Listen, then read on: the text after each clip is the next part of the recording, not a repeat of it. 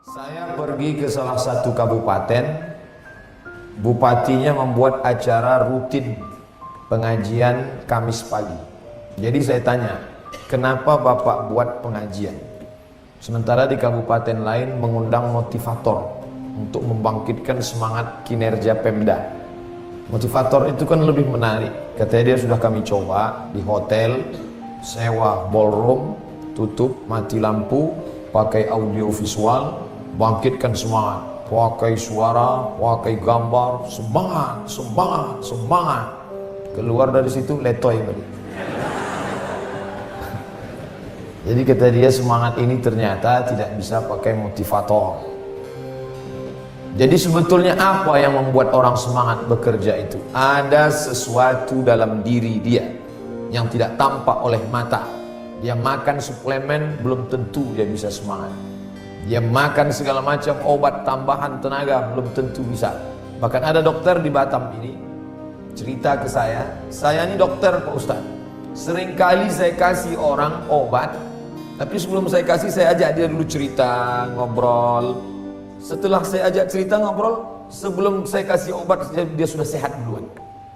Jadi saya tanya, Pak Dokter, sebetulnya yang membuat orang itu sehat obat itu atau sesuatu yang lain?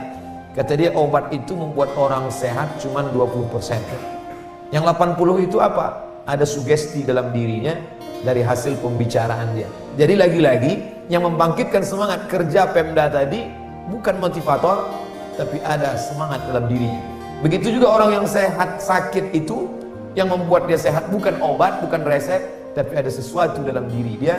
Dan ternyata di BP Batam ini juga diadakan rutin kajian untuk membangkitkan semangat kerja. Makanya dibuat tadi peningkatan kinerja BP Batam, diharapkan dengan adanya kajian-kajian itu muncul semangat baru. Karena sebetulnya yang kita cari kerja ini apa? Kalaulah kerja ini yang dicari duit, habis duit selesai, habis itu apa? Kota-kota besar, negara-negara hebat, Amerika, Uni Eropa, angka bunuh diri paling tinggi. Padahal mereka bukan PHK, bukan tidak dapat kerja, karena ada sesuatu yang tidak ditemukan oleh manusia.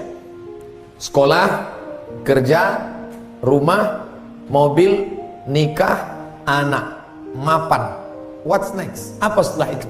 Akhirnya jiwa mengalami kekeringan, galau, dan angka bunuh diri tertinggi karena tidak tahu lagi puncak kehidupan ini mau kemana. Akhirnya mereka macam-macam, menikah dengan perempuan sudah, akhirnya coba pula nikah sama laki-laki. Penyimpangan seksual yang muncul di Eropa besar yang disebut dengan LGBT, lesbi, gay, biseksual, transgender. Manusia tak tahu mau kemana. Oleh sebab itu maka datanglah jawabannya yang tidak bisa dipikirkan oleh otak manusia. Apa kata Sokrates? Kalau kita mau merenung sejenak habis ini mau kemana, yang akan dibawa apa, setelah kehidupan ini apa setelah ini, maka orang perlu berpikir 500 tahun merenung sejenak. Aku dari mana, sedang di mana, mau kemana, mau bawa apa. Karena manusia lemah tidak bisa berpikir, maka diturunkanlah seorang utusan Allah yang selalu kita sebut namanya, asyhadu an la ilaha illallah wa asyhadu anna muhammadan rasul. Muhammad dipilih oleh Allah SWT, dan kita semua di ruangan ini percaya bahwa dia utusan Allah, walaupun kita tidak satu suku dengan dia. Di sini ada orang Melayu, di sini ada orang Banjar, di sini ada orang Bugis, di sini ada orang Batak, tapi kita tidak pernah menuntut dia harus satu suku dengan dia. Ada orang Melayu yang tidak mau menerima dia sebagai nabi, ada. Itulah yang masih ada di dalam hutan, suku Melayu tua, suku Sakai, suku Akit, suku Talang, yang tidak mau masuk Islam karena mereka mau Nabi Muhammad itu orang Melayu, pakai songket, pakai baju kurung. Dia tidak mau Nabi yang Arab. Ada orang Jawa yang tidak mau menerima Muhammad, ada. Dia percaya pada Tuhan. Mereka tidak ateis, tapi dia mau Tuhan itu orang Jawa. Itulah dia orang Kejawen. Kata dia Nabi Adam itu banyak anaknya. Salah satu anak Nabi Adam itu ada orang Jawa. Itulah Nabi kami. Ustaz ini ngawur nih. Ustaz dapat dari mana? Tak sengaja dapat saya buku di perpustakaan Suman HS, ringkasan dari Darmo Gandul Gatoloco.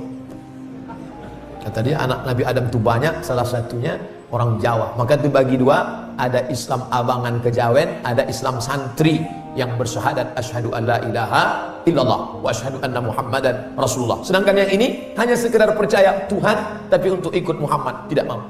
Tapi kita di ruangan ini percaya semuanya kepada Muhammad sallallahu alaihi wasallam. Nanti kalau orang Jawa mau nabinya orang Jawa, orang Melayu mau nabinya orang Melayu, orang Batak mau nabinya Bemarga, dia tak mau Muhammad, dia maunya Muhammad Sregar, Muhammad Nasution. Ini perlu saya jelaskan di awal supaya jelas bahwa segala ucapan, perbuatan, pikiran, tindakan yang diterima oleh Muhammad SAW harus kita terima secara bulat utuh. Dia seperti puzzle, tidak bisa kita potong-potong. Saya percaya sholatnya, tapi masalah takdirnya saya tak percaya. Saya percaya puasanya, tapi masalah keyakinan tentang bekerja tidak bisa. Kita harus terima yang dibawa Muhammad SAW. Itu satu paket. Udhulu fisilmi kafah. Bahasa Arabnya kafah, bahasa Jawanya kabeh, utuh, all. Kalau mendownload dia harus sempurna, jangan potong setengah-setengah. Nah, ini harus ditekankan bahwa kita hidup mengikut yang dikatakan oleh Muhammad sallallahu alaihi wasallam. Apa kata dia tentang hidup? Bahwa dari sejak pagi tadi buka mata sampai nanti malam tutup mata, dia bernilai ibadah. Itulah yang membuat kita menjadi semangat bekerja, sehingga peningkatan kinerja pegawai Pemkab, Pemko, Pemprov, BP Batam harus semangat, karena semua selama dia di kantor adalah bernilai ibadah. Kita menghadapi orang sekuler, dia bagi dua, kalau di masjid ibadah, kalau di kantor tidak ibadah. Makanya waktu di masjid dia khusyuk sekali, Allahu Akbar, sampai HP-nya berbunyi pun dia tak peduli, saking khusyuk. Tapi di kantor, karena dia menganggap di masjid aku beribadah, di kantor tidak. Di Masjidil Haram, dia menganggap di Masjidil Haram itu ibadah, sedangkan di Batam tidak. Makanya waktu di Masjidil Haram dia sangat khusyuk. Tapi padahal kita ini mesti total, dari buka mata pagi tadi sampai tutup mata nanti malam bernilai ibadah. Tutup mata Ustaz bilang ibadah, ya, tutup mata itu ibadah, karena sebelum tutup mata kita sebut nama Allah, Bismika Allahumma ahya wa amut, maka tidurnya itu ibadah. Makanya jangan heran kalau sedang pengajian ada yang tidur. Dikit-dikit waktu kita bangun kan, kok kenapa tidur? Tidur adalah ibadah. Begitu hebatnya kalau orang sudah ngaji, cuman otaknya agak sungsang sedikit.